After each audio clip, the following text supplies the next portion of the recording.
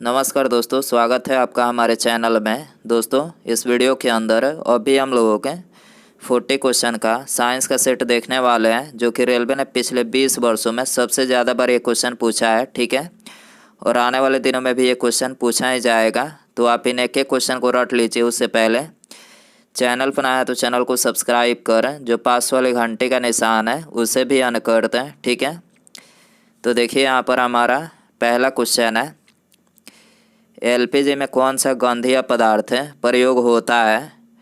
तो देखिए एलपीजी में ये एथिल मार्केप्टेन जो गंधीय पदार्थ है इसका प्रयोग होता है। ठीक है, इसके अलावा एलपीजी की फुल फॉर्म क्या है।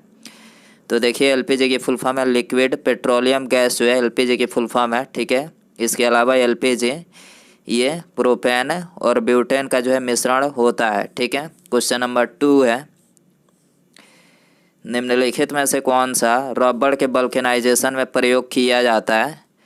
तो देखिए प्राकृतिक रबड़ को सल्फर के साथ मिलाकर गर्म करने की क्रिया क्या कहलाती है। तो ये वल्केनाइजेशन कहलाती है। ठीक है, तो वल्केनाइजेशन में किसका प्रयोग किया जाता है। तो ये सल्फर का जो है प्रयोग किया जाता है। ठीक है, सी करेक्ट हो जाएगा। क्वेश्चन नंबर 3 है, आँख के किस भाग पर वस्तु का प्रतिबिंब बनता है। तो देखिए वस्तु का जो प्रतिबिंब बनता है तो ये दृष्टि पटल, जिसको रेटिना बोला जाता है, इस पर जो है ये वस्तु का प्रतिबिंब बनता है। ठीक है, तो यहाँ पर डी करेक्ट हो जाएगा। क्वेश्चन नंबर 4 है, कास्टिक सोडा का रासायनिक नाम क्या है। तो देखिए कास्टिक सोडा का जो रासायनिक नाम है तो ये है सोडियम हाइड्रोक्साइड। ठीक है, इसके अलावा सोडियम क्लोराइड किसका रासायनिक नाम है। तो ये साधारण नमक का जो है रासायनिक नाम है। ठीक है, और सोडियम कार्बोनेट जो है ये धोवन सोडा का रासायनिक नाम है, और सोडियम नाइट्रेट ये चिली साल्ट पीटर का जो है रासायनिक नाम है। ठीक है, क्वेश्चन नंबर 5 है, फिटकिरी का रासायनिक सूत्र क्या है। तो देखिए फिटकिरी का जो रासायनिक सूत्र है तो ये है K2SO4 Al2 SO4 324H2O जो है ये फिटकिरी का रासायनिक सूत्र है। ठीक है, और इसका प्रयोग जो है ये जल को शुद्ध करने में, चमड़े के उद्योग में और कपड़ों की रंगाई करने में जो इसका प्रयोग किया जाता है। ठीक है, क्वेश्चन नंबर 6 है, डिप्लोपिया नामक बीमारी मानव शरीर के किस अंग से संबंधित है। तो देखिए डिप्लोपिया नामक जो बीमारी है ये मानव शरीर की आँख से संबंधित है। ठीक है, तो यहाँ पर सी करेक्ट हो जाएगा। क्वेश्चन नंबर 7 है, स्याही बनाने में कौन सा अम्ल प्रयोग में लाया जाता है। तो देखिए स्याही बनाने में ये फ्यूमेरिक अम्ल का जो है प्रयोग किया जाता है। ठीक है, तो यहाँ पर डी करेक्ट हो जाएगा। क्वेश्चन नंबर 8 है, निम्नलिखित में से किस विटामिन का अणु सूत्र C6H8O6 है। तो देखिए इसे करेक्ट आंसर ऑप्शन सी हो जाएगा। विटामिन सी का जो अणु सूत्र है वो है C6H8O6। ठीक है, इसके अलावा इसका रासायनिक नाम क्या है। तो देखिए इसका जो रासायनिक नाम है वो है स्कर्बिक एसिड। ठीक है, और इसकी कमी से कौन सा रोग होता है। तो स्कर्बिक रोग जो है इसकी कमी से होता है। ठीक है, इसके अलावा जल में घुलनशील विटामिन कौन सा है। तो देखिए जल में जो घुलनशील विटामिन है वो है विटामिन बी और सी। ठीक है, इसके अलावा वसा में घुलनशील विटामिन कौन सा है। तो वसा में घुलनशील vitamin A, D, E, K, 4 vitamin जो है वसा में घुलनशील विटामिन है। ठीक है, क्वेश्चन नंबर 9 है, सूची फर्स्ट को सूची सेकंड के साथ सुमेलित करें। तो देखिए यहाँ पर जो पहला दिया गया है, कोरंडम का अणु सूत्र क्या है। तो देखिए इसका अणु सूत्र Al2O3 है। ठीक है, कैलोमीन का अणु सूत्र क्या है। तो ZnCO3 जो है इसका अणु सूत्र है। किरार्जीराइट का अणु सूत्र क्या है। तो AgCl जो है इसका अणु सूत्र है। ठीक है, अर्जेंटाइट का अणु सूत्र क्या है। तो Ag2S अर्जेंटाइट का अणु सूत्र है। ठीक है, क्वेश्चन नंबर 10 है, घेंगा यानी गुआइटर रोग किस ग्रंथि के बढ़ने के कारण होता है। तो देखिए गुआइटर जो रोग होता है तो ये ऑटो यानी थायराइड ग्रंथि के बढ़ने के कारण होता है। ठीक है, तो यहाँ पर ए करेक्ट हो जाएगा। इसके अलावा भोजन में आयोडीन की कमी के कारण से जो है ये रोग उत्पन्न होता है। ठीक है, क्वेश्चन नंबर 11 है, सेरेबेलम निम्नलिखित में से किसका एक भाग है।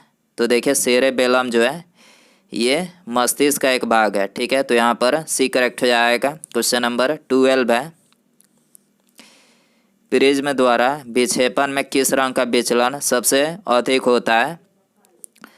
तो देखिए सबसे अधिक जो है ये बैगनी रंग का विक्षेपण होता है, ठीक है। और सबसे कम विक्षेपण किसका होता है?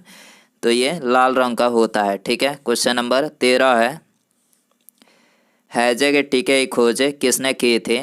तो देखिए हैजे के टीके की खोज जो है ये रॉबर्ट कोच ने किया था, ठीक है। तो यहाँ पर ए करेक्ट हो जाएगा। क्वेश्चन नंबर 14 है, मानव शरीर का सामान्य तापमान कितना होता है?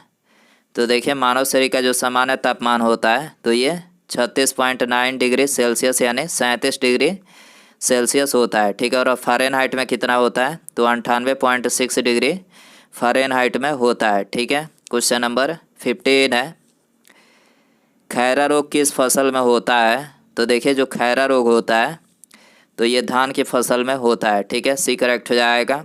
आलू में कौन सा रोग होता है? तो देखिए आलू में मोज़ेक रोग होता है, ठीक है। गन्ना में कौन सा रोग होता है? तो लाल बिगलन जो है ये गन्ना में होता है। और मूंगफली में कौन सा रोग होता है? तो टीका रोग जो है ये मूंगफली में होता है, ठीक है। क्वेश्चन नंबर 16 है, रानीखेत बीमारी किससे संबंधित है? तो देखिए रानीखेत जो बीमारी है तो ये मुर्गियों से संबंधित है, ठीक है। तो यहाँ पर ए करेक्ट हो जाएगा। क्वेश्चन नंबर 17 है, पृथ्वी से निकटतम दूरी पर स्थित ग्रह कौन सा है? तो देखिए पृथ्वी से निकटतम दूरी पर स्थित जो ग्रह है तो ये है शुक्र ग्रह, ठीक है। इसके अलावा शुक्र ग्रह को चमकीला ग्रह के नाम से भी जाना जाता है, ठीक है। और शुक्र ग्रह को सांझ का तारा और सुबह का तारा भी बोला जाता है, ठीक है। क्वेश्चन नंबर 18 है, सिनकोना पौधे किस भाग से कुनैन प्राप्त किया जाता है? तो देखिए कुनैन जो है ये तने की छाल से प्राप्त किया जाता है, ठीक है। तो यहाँ पर ए करेक्ट हो जाएगा। क्वेश्चन नंबर 19 है, निम्नलिखित में से किसमें विटामिन सी की मात्रा सर्वाधिक होती है? तो देखिए विटामिन सी की मात्रा जो है इन चारों ऑप्शन में संतरा में जो सबसे अधिक है, ठीक है। तो यहाँ पर डी करेक्ट हो जाएगा। क्वेश्चन नंबर 20 है, इंसुलिन का उत्पादन किसके द्वारा किया जाता है? तो देखिए इंसुलिन का जो उत्पादन किया जाता है तो ये आइलेट्स ऑफ लैंगरहैंस के द्वारा जो है किया जाता है, ठीक है। तो यहाँ पर ए करेक्ट हो जाएगा। क्वेश्चन नंबर 21 है, उस वैज्ञानिक का नाम बताइए जिसने यह खोज की थी कि मलेरिया प्लाज्मोडियम नामक परजीवी से होता है। तो देखिए उस वैज्ञानिक का नाम है सर रोनाल्ड रॉस, ठीक है। इन्होंने खोज की थी कि जो मलेरिया होता है तो ये प्लाज्मोडियम नामक परजीवी से होता है, ठीक है।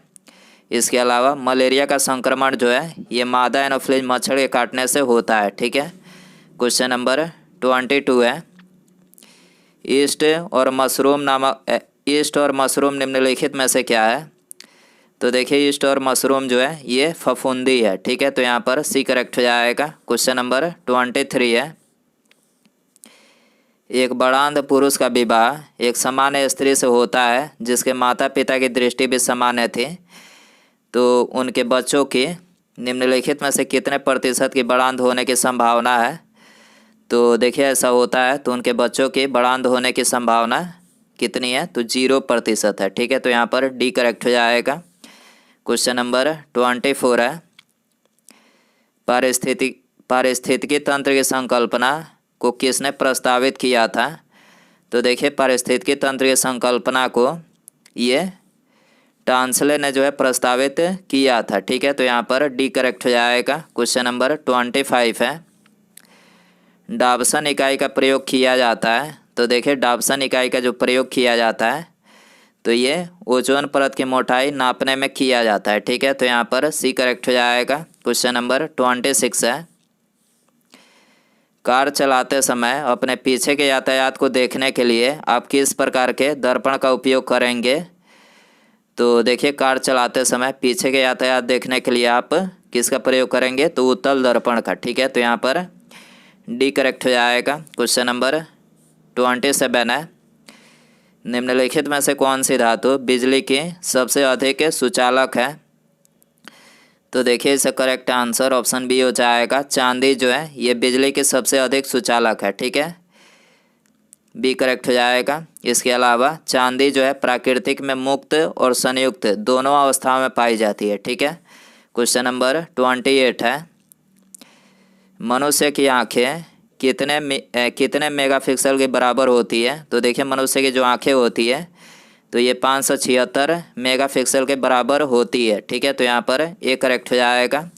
क्वेश्चन नंबर 29 है, गुरुजल क्या है?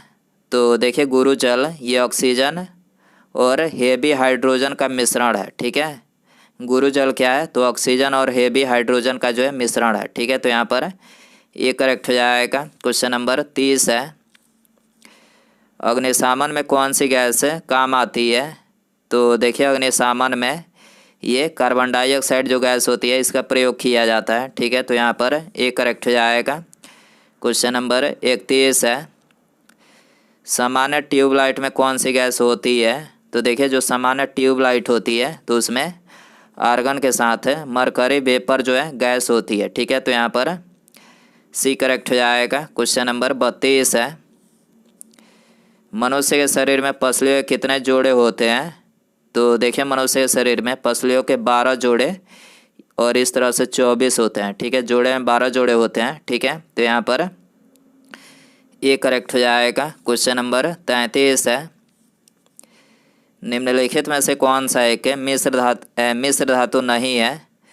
तो देखिए इसका करेक्ट आंसर ऑप्शन डी हो जाएगा। तांबा जो है मिश्र धातु नहीं है और बाकी पीतल किसका मिश्र धातु है?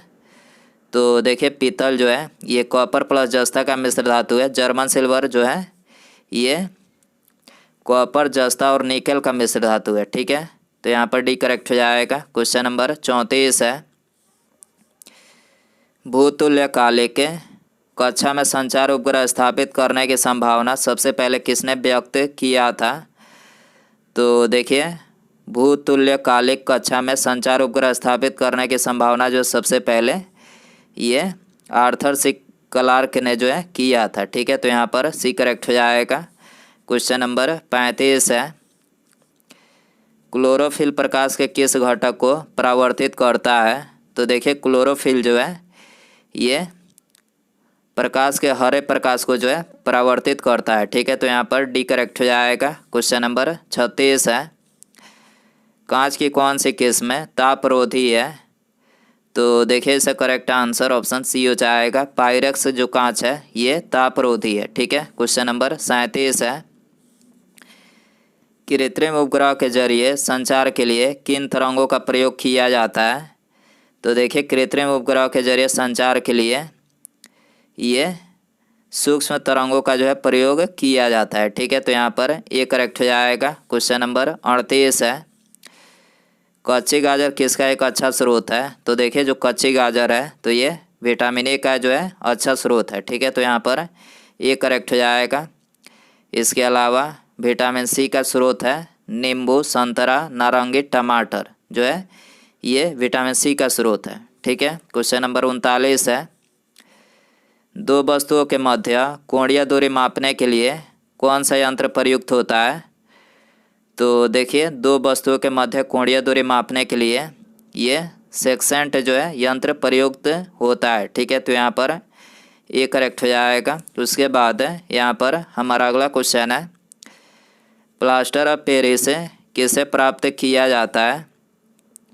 तो देखिए यहाँ पर आपको 4 ऑप्शन दिया है क्या है। तो दोस्तों आप इसका आंसर जो है कमेंट बॉक्स में ज़रूर बताएं। वीडियो पसंद आए तो वीडियो को लाइक ज़रूर करें, चैनल पर आया तो चैनल को सब्सक्राइब और पास में जो घंटी का निशान है इसे भी ऑन कर दें। ठीक है, मिलते हैं अगले वीडियो में। Thanks for watching.